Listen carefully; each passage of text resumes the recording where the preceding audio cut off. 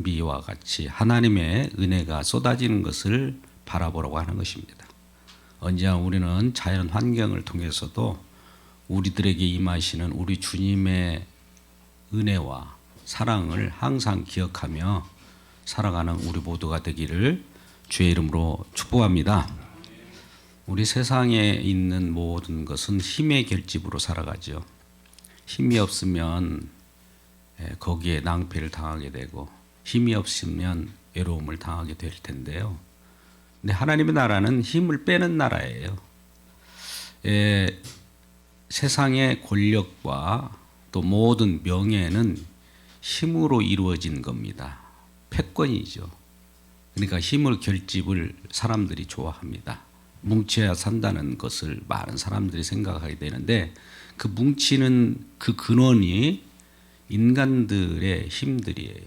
그 배후에는 조종하는 세력이 있는데 그것은 주님의 힘이 아니라 세상 권력을 쥐고 흔들어져 끼고 그것을 통해서 자기를 뽐내려고 하는 사단의 조종이 있다는 것을 생각해야 합니다. 오래전 우리는 모든 법은 로마로 통한다고 했잖아요. 그때 이 팍스 로마나라고 하는 내용들이 유행했어요. 팍스 로마. 이 팍스라고 하는 것은 전체의 평정을 말합니다. 로마의 힘의 권력에 의해서 그 질서가 유지되는데 아주 철저해요. 오늘날도 많은 사람들 평화를 유지하려고 하면 힘을 가지고 있어야 된다. 이런 논리를 주장하면서 정책을 펴는 사람들도 없지 않아 있습니다. 그것은 세상의 평화예요. 근데 하나님의 평화는 달라요. 이러한 것과는 정반대로 나갑니다. 힘이 빠져야 됩니다. 세상의 힘은 욕심으로 이루어졌고 많은 사람들이 권력 투쟁 속에는 사람을 살인하고 그 이면에는 많은 사람을 굴복하게 하는 그 힘의 결집에 의해서 질서가 유지되어 있기 때문에 그 한 사람을 위하여 모든 사람이 굴복하는 겁니다. 그 속에서 질서 속에 있다고 해서 평화가 유지되는 것이 아니라 평화처럼 위장된 것이에요. 그게 바로 팍스 로마나라고 하는 그 시대에 구가되었던 세력입니다. 그래서 이러한 권력 체계 속에서 지속되는 것이 짐승입니다. 성경에서는 국가를 말하기를 짐승이라고 그랬어요. 짐승의 끝이 뭡니까? 짐승은 표방하는 나타나는 것이지만 그 배후에는 짐승을 조종하는 거 있어요. 우리가 창조 때는 뱀을 통해서 사단이 뒤에서 조종했습니다.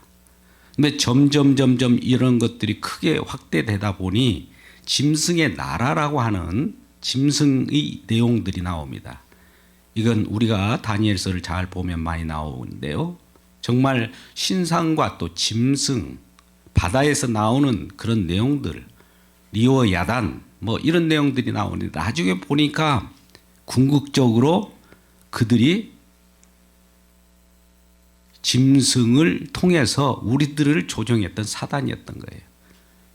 근데 그것을 모르고 사람들은 그것을 통해서 즐겨하고 그것이 행복인 줄 알았는데 사실 알고 보니까 우리를 구렁텅이로 죽음 가운데 영원한 멸망 가운데로 인도하는 그런 내용이었다는 거예요.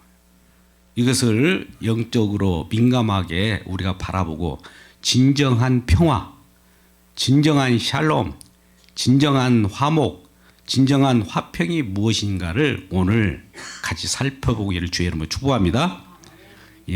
우리 많은 사회생활 속에서도 너는 트러블 메이커가 되지 말고 피스 메이커가 되라 이런 말은 많이 들었잖아요. 어디 가서나 우리 역할이 그러기를 주의 이름으로 축복합니다.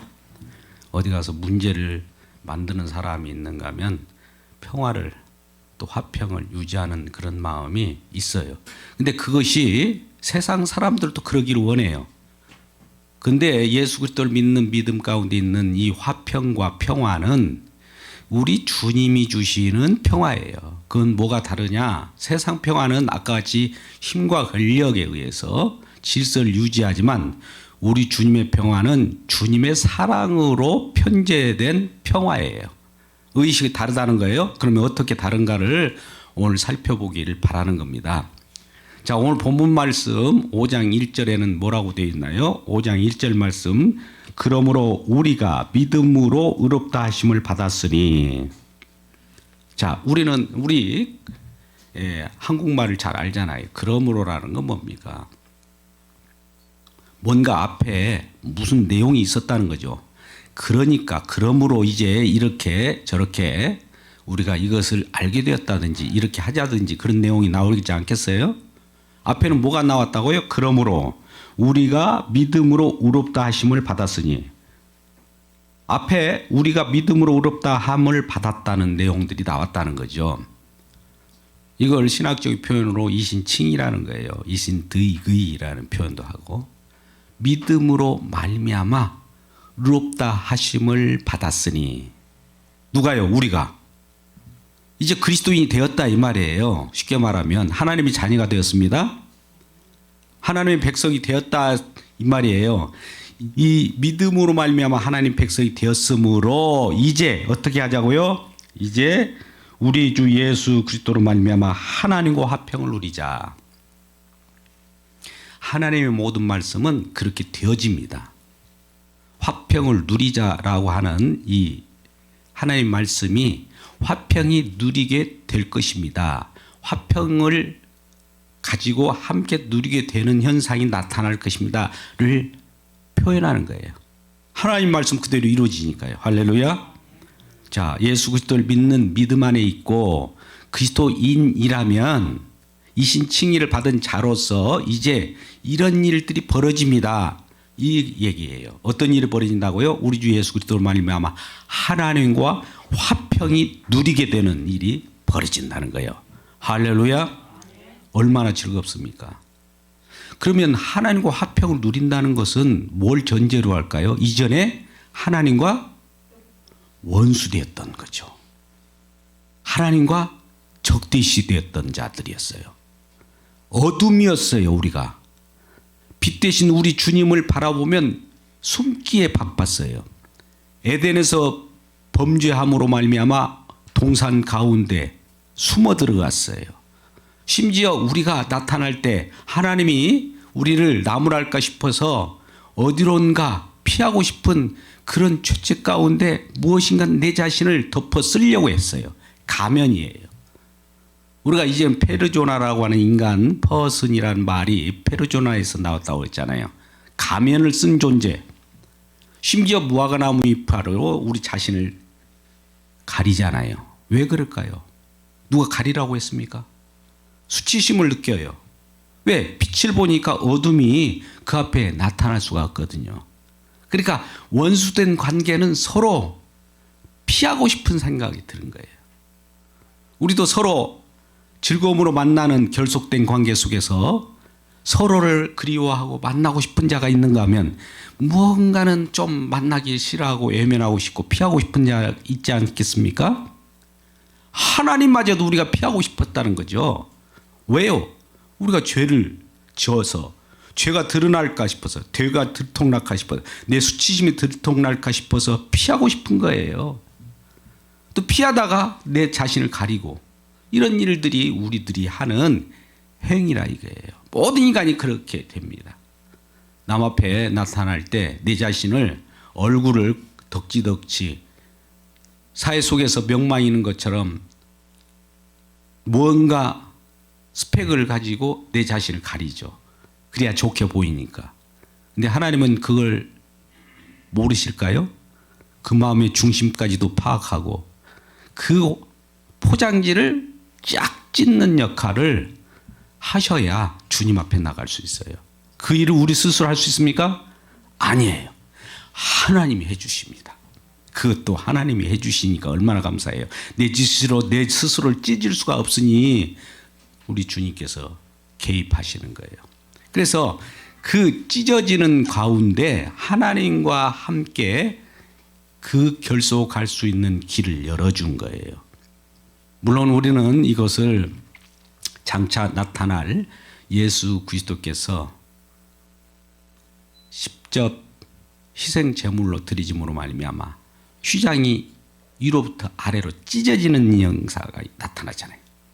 마태복음 27장 51절 말씀 가운데 궁극적으로 주님께서 돌아가실 때 하늘의 휘장이 밑으로 찢어질 때 길이 하늘과 이 땅이 내진 거예요.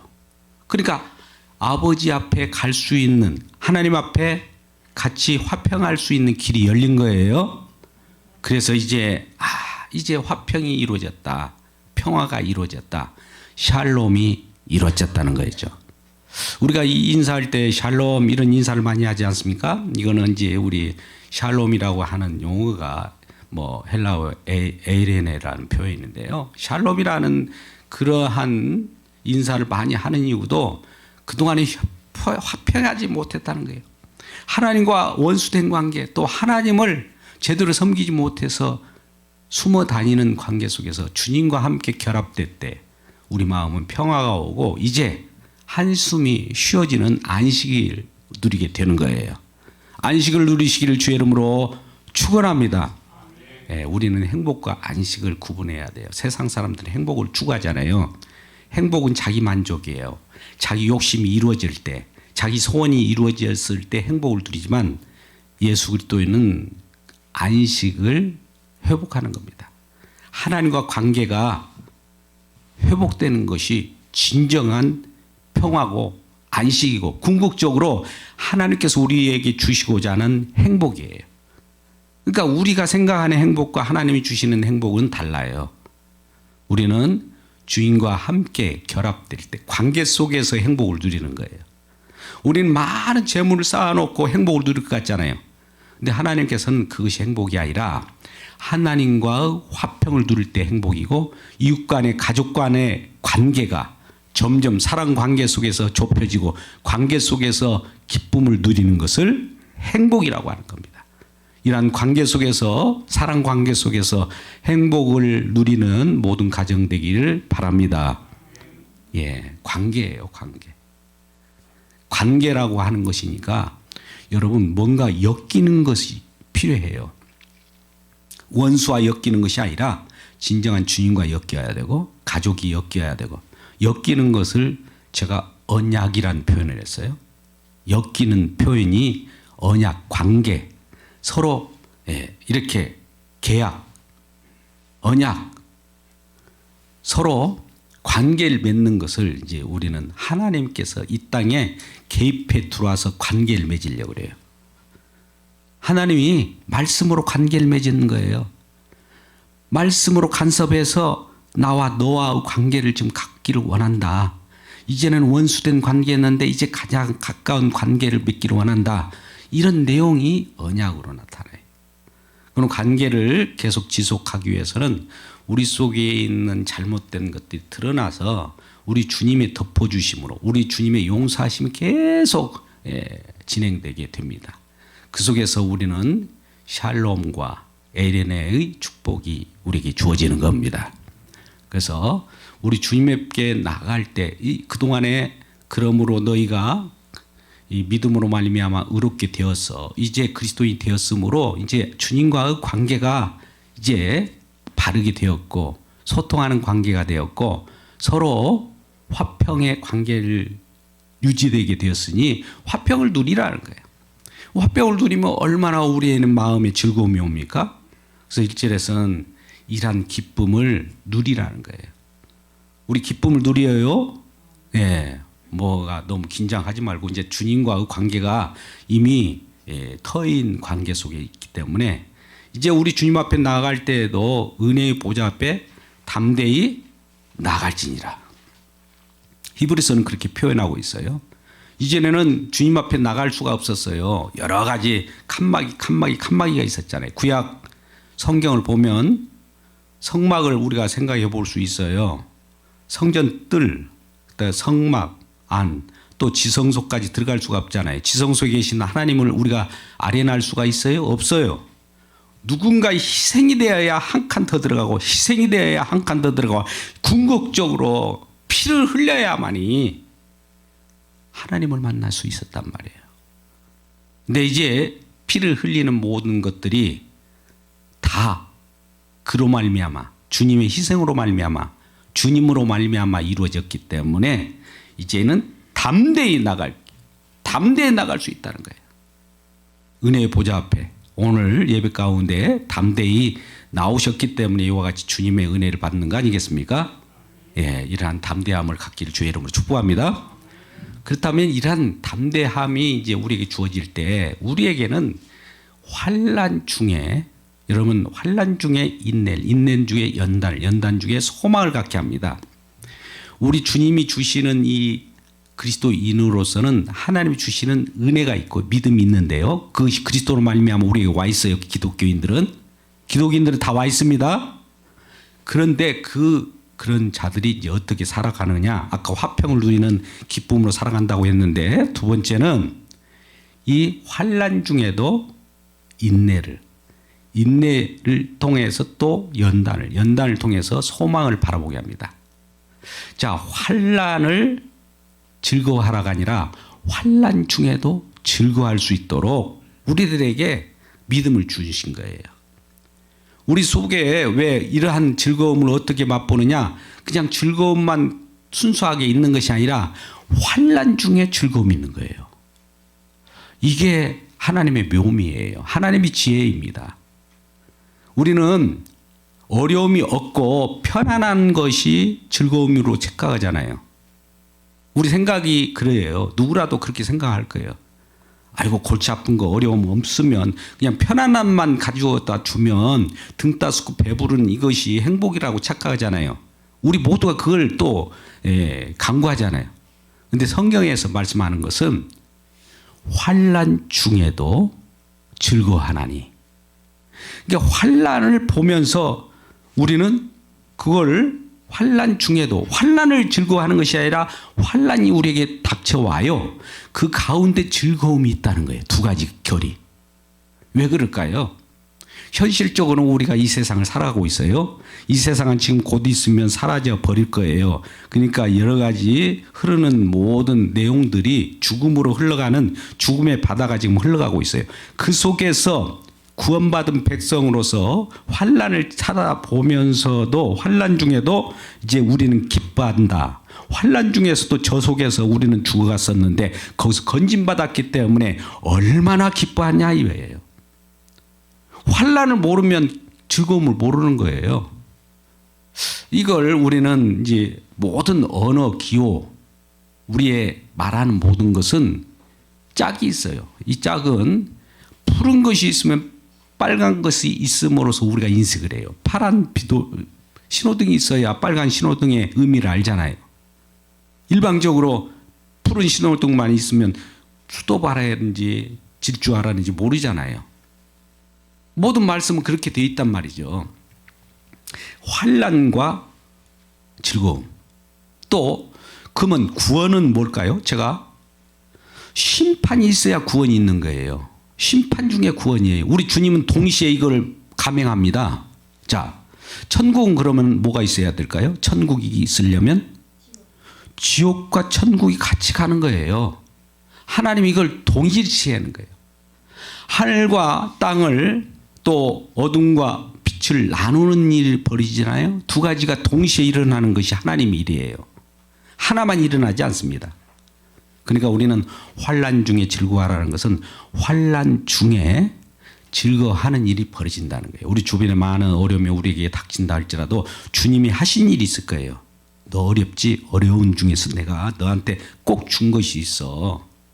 내가 너와 관계를 회복했고 또 모든 사람과 너의 생명을 주었고 또 죽어 마땅한 모든 사람들에게 예수 그리스도를 믿는 믿음 가운데 칭의를 얻었고 은혜를 주음으로 말미암아 영원한 생명을 내가 주었다. 이것은 내가 한 일이기 때문에 누가 끊을 자 있어요 없어요?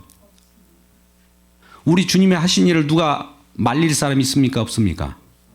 우리 인간들의 일은 인간이 만들어 놓으면 누가 해방하면 또 해방이 돼요.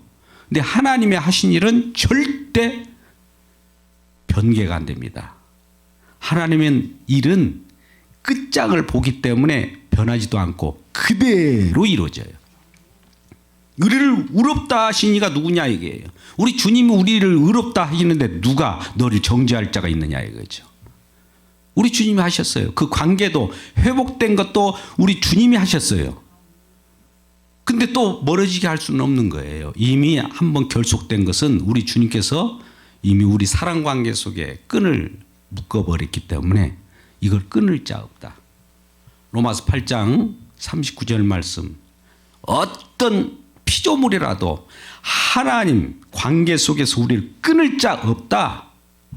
이렇게 확신을 하는 사도 바울의 확신과 함께 우리 확신이 되기를 주님의 이름으로 축복합니다. 자, 그러면 하나님의 오늘 화목에 대한 부분이 주로 나와 있어요. 화평을 누리자. 샬롬 같은 말이에요.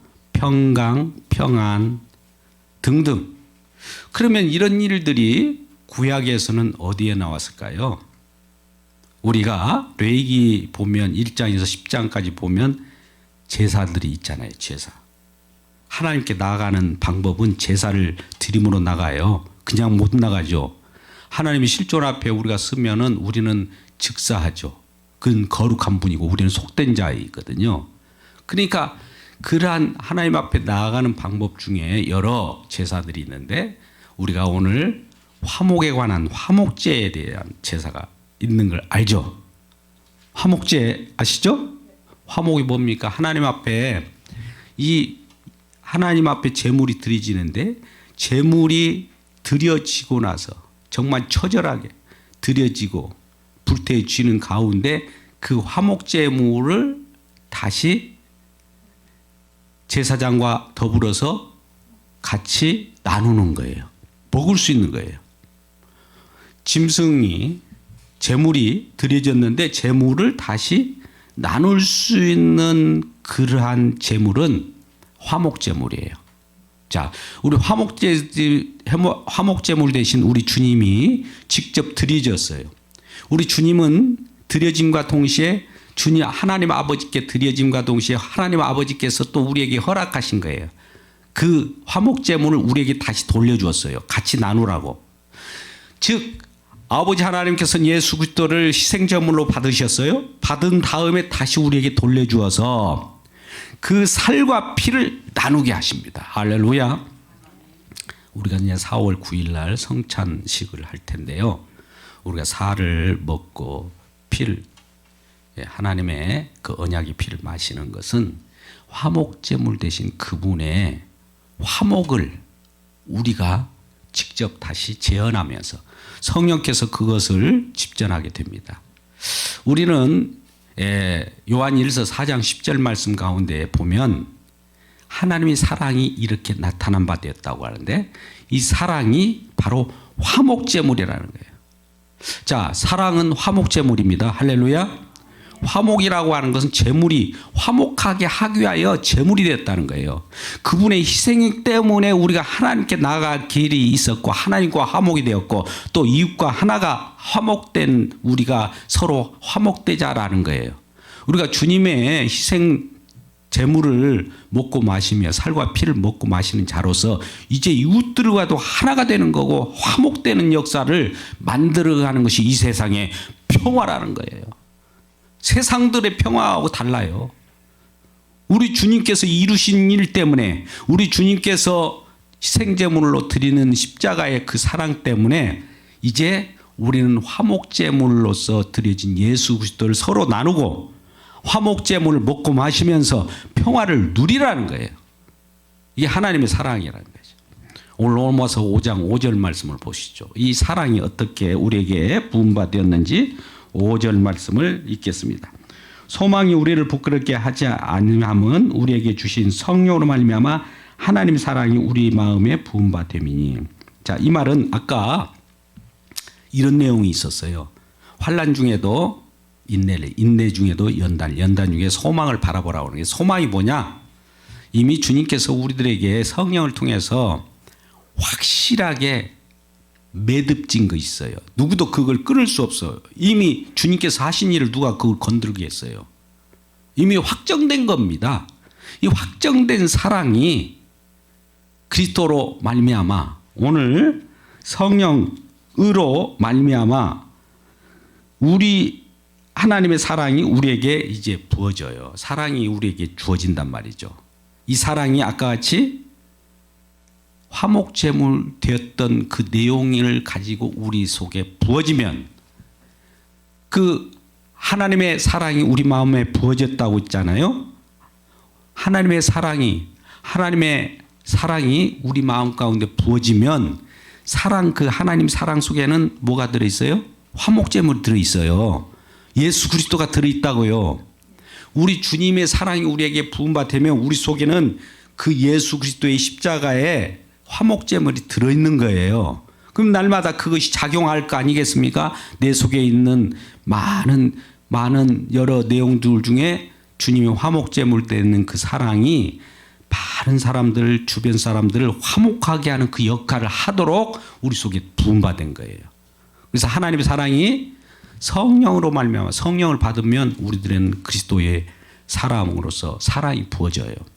그러면 이러한 사랑을 통해서 화평을 누리게 되고 많은 사람들을 이렇게 우리 가운데 서로 손을 내밀게 되는 겁니다. 그런데 이러한 사랑이 우리에게 부음받았는데 우리는 설령 이 우리 속에 있는 이 하나님을 향하여 자기 자신을 제물로 드리고 희생을 하고 목숨을 버리는 주님의 사랑이잖아요. 근데 우리가 일반적으로 생각할 수 있는 사랑, 우리는 할 수 있는 것들이 뭐가 있느냐? 어떤 사람이 정의를 행한다든지 선인, 의를 행할 때 내 목숨을 그분이 의인이기 때문에 내가 목숨을 내놓을 수 있어요 하면서 목숨을 거는 사람도 있잖아요. 오늘 본문에 5절 뒷부분에 그래 6절도 나옵니다.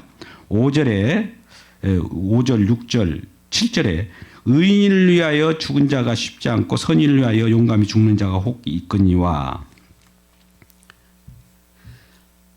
의인을 위하여 혹은 선인들이 어떤 좋은 큰 엄청난 일을 위대한 일을 하면은 야 나도 동참하면서 그를 위하여 죽을 수는 있어요. 우리 인간들 그러잖아요. 옳은 일을 했기 때문에 우리는 거기에 대해서 동참할 수가 있는데 옳은 사람이 아니에요. 또 예를 보세요. 우리는 옳은 사람이 아니잖아요. 우리는 죄인이잖아요. 경건치 않잖아요. 날마다 죄를 범하고 남을 경쟁하고 남을 비난하고 이런 사람, 경건치 않는 사람을 위하여 죽으신 분이 계셔요. 자, 우리는 어떤 사람이 똑바른 일을 했어요. 우리 인간을 판단할 때, 야, 대단하다. 저 사람을 위해서는 내가 목숨을 내놓을 수 있어. 저 사람을 나의, 뭐라고 할까요? 내가 모셔가는 어떤 사람으로서 내가 목숨을 걸고 그 사람을 따라갈 거야. 이런 사람은 가끔 발생하잖아요. 이 세상 속에서도. 근데 죄인들, 정말 처절하게 경건하지 않는 저 사람들을 위하여, 저 사람은 심판받아 마땅한데도 불구하고 심판하지 않고 저 사람들을 위하여 죽는 자가 있을 수 있을까요? 이 세상에는 없는데 한 분이 나타났다는 거죠. 그분이 누구예요? 예수 그리스도. 예수 그리스도께서 경건치 않는 자들을 위하여 죽으신 거예요. 오늘 6절 또 8절 10절 말씀 보면 6절에서는 우리가 연약할 때, 우리가 강할 때는 저 사람은 강하니까 자격이 있다. 내가 저 사람을 위하여 죽어야지. 이럴 수는 있어요. 근데 연약할 때는 아무것도 아니잖아요. 우리는 연약한 자들 보면은 별 볼 일 없네 하면서 우리 자신이 그 연약한 자들 보면은 인정을 안 해주잖아요. 근데 우리 주님은 연약한 자를 인정하면서 그를 위하여 죽으셨대요. 약한 자를 위하여.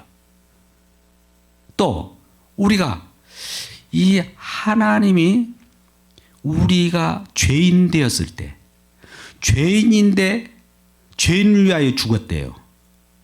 우리가 의인 되었으면 저 사람은 의인이니까 내가 죽을 수 있어. 이런 내용도 있을 수 있으나 우리는 이미 죄인 되어 있는 상태에 있는데 우리 주님은 우리 죄인을 위하여 죽으셨대요. 자 보세요. 자격이 없는데 우리 주님은 죽어주신 거예요. 우리가 무슨 자격이 있어가지고 죽어주신 것이 아니라 우리는 죄인 이것밖에 안 돼요. 자격도 없고 죄인인데 이 자격 없는 자를 위하여 죽으셨다는 거예요. 우리가 죄인 되었을 때 그리스도께서 죽으심으로 말미암아 하나님 사랑을 우리에게 확증하셨다. 사랑은 그렇게 나타나는 거예요. 사랑은 누군가 자격이 있어서 그 사람을 위하여 흘린 피가 아니라 자격 없는 자를 위하여 피를 흘리는 거예요. 10절 말씀 한번 볼까요? 우리가 원수 되었을 때, 즉 하나님과 같이 하나님을 비방하고 하나님이 명령한 선악과 따먹지 말라고 했는데 따먹고 사단의 조종을 받고 있는 우리들을, 그럼에도 불구하고 하나님 우리를 불쌍히 여기셔서 원수 되었던 우리들을 위하여 어떻게 하셨어요? 10절 말씀을 같이 읽어보죠. 오늘 마지막 절이니까요. 10절 말씀. 곧 우리가 원수 되었을 때 그의 아들의 죽으심으로 말미암아 하나님과 화목하게 되었은즉 화목하게 된 자로서는 더욱 그 살아나심으로 말미암아 구원을 받은 것이라. 그뿐 아니라 이제 우리로 화목하게 하신 우리 주 예수 그리스도 말미암아 하나님 안에서 또한 즐거워하느니라. 우리가 아까 같이 무엇으로 우리가 즐거워하느냐, 오늘 설교 제목입니다. 왜 우리는 즐거워하고 기뻐할 수 있을까요? 환난 중에도. 이 세상은 너무 환난 가운데 있어요. 힘들어요. 하루하루가 어떤 사람은 넘실거리는 속에서 위협 속에 있습니다. 그럼에도 불구하고 우리에게 주어진 것이 있어요. 그리스도인으로서는 주어진 거 있어요. 이미 확정됐어요. 그것은 하나님이 예수 그리스도 통하여 화목제물을 삼으셔서 우리들과 하나님과 관계가 화목하게 되었고 주님과 관계가 화평이 되어서 그리스도인으로 평화를 누릴 수 있는 그러한 담대함을 줌과 동시에 구원도 주셨고 영생도 주셨고 모든 것을 다 우리에게 주셨기 때문에 이 주신 것을 믿음으로 받기를 주 여러분 축복합니다. 없는 것이 아니에요. 이미 다 주어졌어요. 그래서 우리 주님이 재림주로 오시는 그날까지는 환난을 통하여 너희 구원이 얼마나 큰 줄 아느냐? 환난 가운데 통하여 너희 이 하나님과 관계 화목이 얼마나 큰 줄 아느냐를 경험하기 위하여 환난 중이라고 하는, 환난이라고 하는 것을 우리 밑바탕에 깔아놓고 있는 거예요. 우리 삶 속에서 밑바탕에 여러 가지 어려움이 있잖아요. 이거 어려움은 우리가 극복을 못해서 어려움이 있는 것이 아니라 이미 극복한 내용이에요. 근데 그것을 한번 경험해 보라. 주님께서 이런 환난이나 이런 어려움 속에서 너희를 위하여 희생해서 너희들이 그 많은 것으로부터 이제 평화를 누리고 구원을 얻었고 이신칭을 받았고 또 화평을 누렸으니까 그 즐거움으로 살아가되 이 즐거움이 얼마나 큰가를 확인하라는 거예요. 여러분, 우리는 구원이 얼마나 큰가를 보려면 심판이 얼마나 깊은가를 봐야 돼요. 하나님이 용서하심이 얼마나 큰가를 보려면 하나님의 진노를 생각해 보셔야 돼요. 하나님 우리를 얼마나 그 구원으로 또 평화로 화목제물 되신 그 즐거움이 큰가를 확인하기 위해서 하나님 아버지께서는 아들 독생자를 이 세상에 보내셔서 화목제물 삼으셨다니까요. 아들을 죽이기까지 아들을 죽였단 말이죠. 그 진노가 얼마나 크겠어요. 그 진노와 더불어서 우리는 화평을 누린 거예요. 내가 받아야 될 진노예요. 내가 받아야 될 저주예요. 근데 저주로부터 진노로부터 하나님 우리를 구원하셨다는 것은 얼마나 큽니까? 얼마나 즐거움입니까? 얼마나 안도의 한숨입니까? 이것 때문에 우리가 즐거워할 수 있고 이것 때문에 우리가 기뻐할 수 있는 거예요. 그래서 우리는 무엇으로 즐거워하는가 이 생각을 할 때 우리 주님의 화목제물 되심으로 주님의 공로로 인하여 주님의 화목제물 되심으로 말미암아 우리가 즐거움을 누릴 수 있다는 거예요. 세상 사람들은 세상의 권력과 같은 소유욕으로 인하여 즐거움을 누릴지 모르지만 그것은 한때 가지고 있다가 사라져 버릴 거예요. 이 세상이 불탈 때 같이 불탑니다. 세상 소유에 대한 모든 재물과 모든 것 가지고 있는 소유는 하나님께서 약속했어요. 불탈 때 같이 불탄다. 멸망의 자녀들은 그것과 함께 붙잡고 저주 속에 영원한 불못에 들어가지만 우리는 어떻게 해요? 예수 그리스도 화목제물 때문에 주님과 더불어서 주님이 우리 가운데 들어왔으므로 이 화목제물이 우리를 진정한 하나님의 영원한 생명으로 붙잡고 있기 때문에 어떠한 환난과 어떠한 시험거리가 있다 할지라도 그 중에서도 우리는 승리할 수 있고 기뻐할 수 있다라는 거예요. 이러한 기쁨이 또 우리의 즐거움이 생활 가운데 넘쳐나기를 주의 이름으로 축복합니다. 기도하겠습니다. 아버지 하나님, 오늘 말씀을 통해서 은혜 받기를 소원합니다. 성령 하나님께서 강하게 터치하여 주셔서 진정 우리가 예수 그리스도를 믿는 믿음 가운데 믿음으로 말미암아 의롭게 되었은즉 이제는 화평을 누리자고 합니다. 그렇습니다. 그리스도인으로 이 세상 속에서 어려움이 오고 환난 중에도 기뻐할 수 있는 것은 주님께서 이미 확정하셨고 우리를 의의 길로 인도하시기 때문입니다. 영원토록 우리가 주님의 구원이 얼마나 크며 주님의 그 화목제물됨 통하여 우리가 얼마나 평화가 큰가를 알게 됨을 알게 되었습니다. 하나님 아버지여, 진정한 주님의 화목제물을 통해서 우리가 평화를 누리기 때문에 주님 공로로만 우리가 화평을 누리고 살려움을 누릴 수 있습니다. 세상 권력으로 세상의 모든 욕망으로 우리가 화평을 누리는 것이 아니라 진정 평화는, 샬롬은, 안식은, 행복은 우리 주 예수 그리스도로 말미암아 우리에게 주어진다는 것을 확신하고 우리 주님과 더불어서 화평을 누리고 즐거워하는 우리 모두가 되게 하여 주시옵소서. 예수님의 이름으로 기도드리옵나이다. 아멘. 다 같이 일어나셔서 봉헌 찬송과 축도를 예배를 마치겠습니다. 54장으로 찬송합니다.